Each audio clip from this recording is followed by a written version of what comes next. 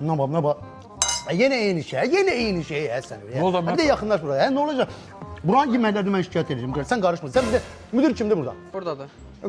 Çağır görüm onu bura. Ama ben müdür neyse ayıp değil mi? Qardaş, buranın yeməklərini mən xıtlayıq və bu qədər olmaz. Hər yeri şikayət edeceğim. Qoy böyle tədbir görsünlər qardaş. Abi, lazım, Sen ayıp karışma. değil mi? Sen karışma. Sen karışma. Müdür bir de yakınlaşın.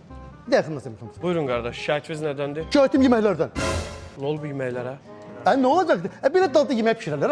Ben sizin bunun derdinden eve gelip çıkabilirim. Evde her gün arvad diye ki evde pişirdiğim yemekler koysan gev Hasan harda yiysen. Zekafın ben de şikayet edip yüzüken yıkacağım koy bilsinler ki burada ne kadar dadlı yemekler pişirecek ki Samat bu böyle evde ailede dava saldı. Başa üstü. Bu yüzden yemekler benim evimde dava saldı. Başa üstü. Yaxşı, Məhəmməd, yaxşı, ayıp da. Ne ayıp ki? Ya da ki bir senden kaçsınlar. Bunun en şey bir tane de paketleyin eve aparımı koy görsünler ki dadlı yemekler pişirecek. Rezzal. Ay o da gayrı mesela. Anne bir abi. Kıtaya yıkılmışım. Esin bir de kıtaya yıkılmışım. Ayıp, Ne ne bu yine var mı kaldı?